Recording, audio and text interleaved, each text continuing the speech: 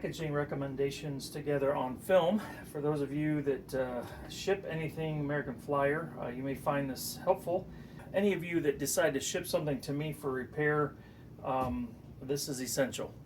I've had a 100% success rate going this route, and we have to be extra protective when we ship things because unfortunately in this day and age our shipping companies do not take very good care of products. So, okay, the overview is, first of all, we're going to wrap the engine in something that's not going to damage the paint. So typically newsprint or butcher paper or something like that, something that's, you know, non-acidic if possible. And we want to do some sort of initial wrap. So that's what I'm going to do here. If possible, I separate the engine and tender. We've got a 5th wire here that's actually soldered. So for this purpose, I'm going to go ahead and just separate onto the 2 pieces of newsprint. The other thing I would say is, depending on what your engine shell is, you want to think about that. So like on a 290, for example, they've got a whistle that sticks out pretty high. So in a case like that, you want to put foam or some extra protection so that as things get wrapped up, it's not putting excessive pressure on that whistle, because they can bust off, and that's really unfortunate when that happens. So the other thing is, if you have a hardwired engine and tender, you want to take a block of foam and kind of cut it up so that you can put it in between the engine and tender to keep them from bashing into each other. It's always a good idea to separate the drawbar, because that's going to put undue pressure on the coupling point on the engine shell or chassis, depending on which version you have, and they're just, you know, that can cause a lot of damage if depending on what happens in shipping. So now I'm going to just gently roll these together, again on their separate pieces of paper here.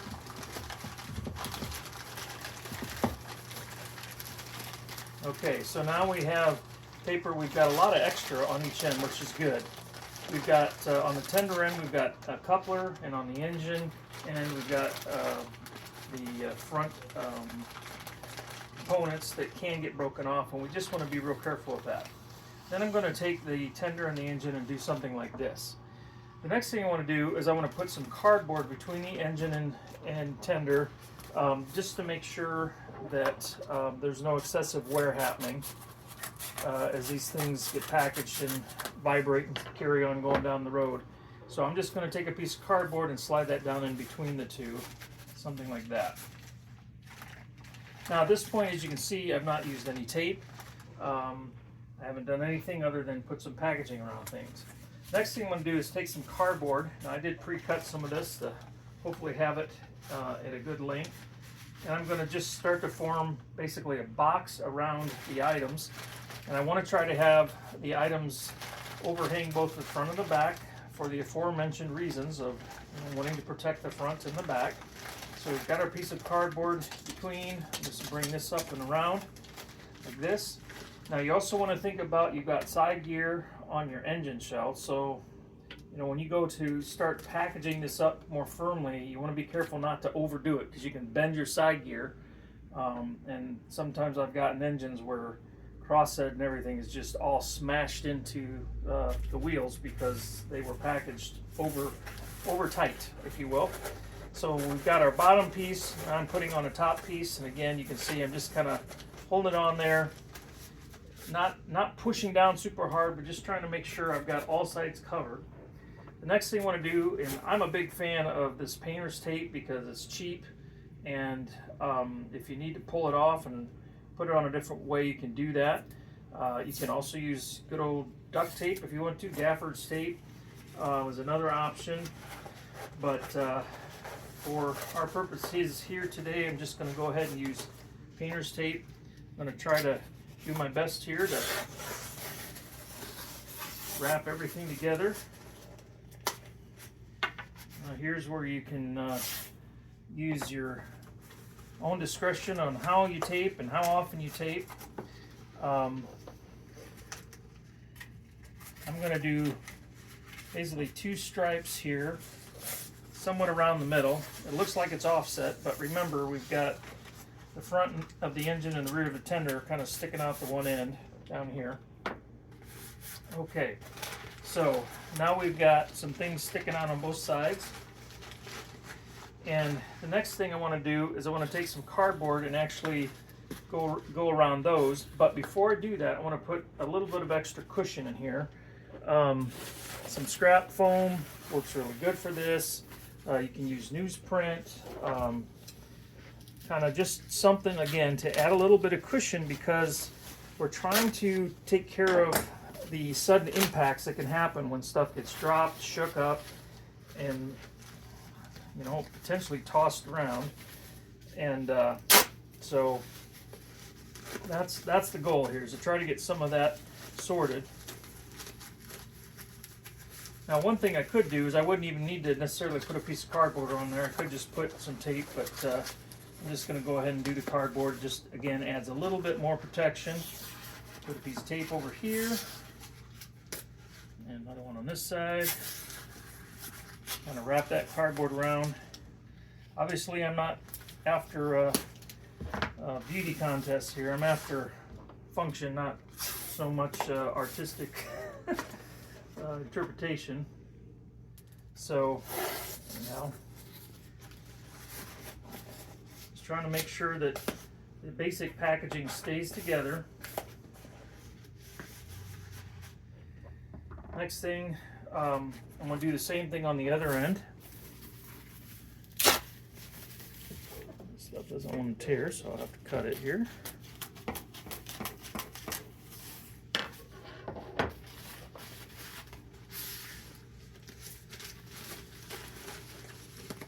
I'm not trying to, compact the engine and tender in there. I'm just trying to cover the end, keep things, in place. And now I'll take, again, a piece of card.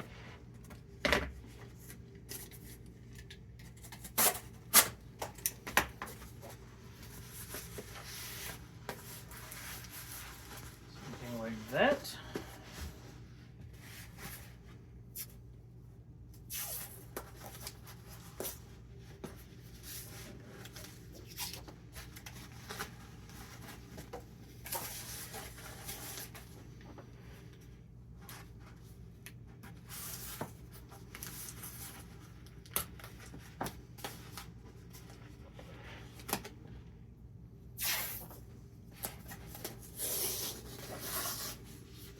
One downside about this blue tape is it doesn't always want to stick very well, as you can see here. I'm having a little bit of issue with that, but for the most part it works pretty good.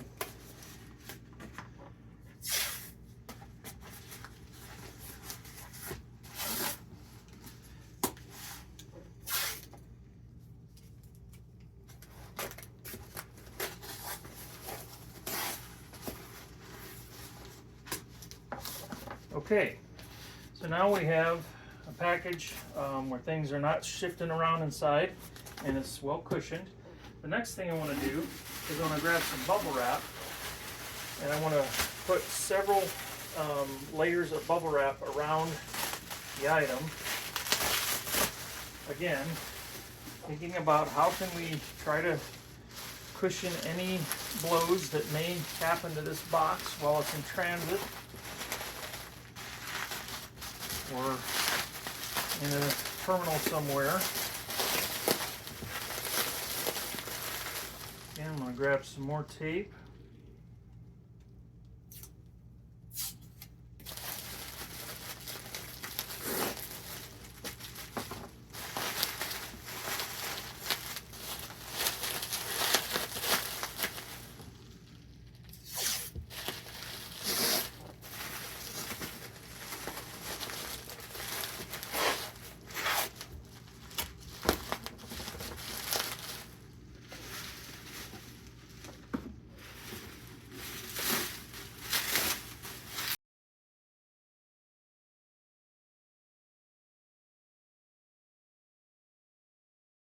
Couple layers of bubble wrap. I'm going to put it in my box here. Notice I'm just leaving the ends like that. I'm going to go ahead and cushion those into the corners.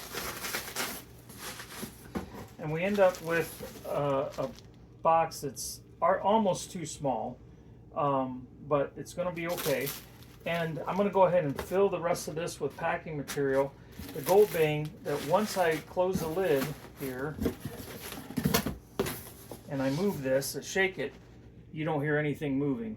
That's the other thing you want to make sure is after you get everything packaged real well, you don't want to hear it moving around in the box. Ideally, you want to have your item centered in a box with packaging all the way around it, and again, firm enough that as you shake it, it doesn't go anywhere. And this is the methodology that I've found to be very successful at avoiding damage on the way back home. So please use these steps if you will, and I think we'll be in good shape. Thanks for watching.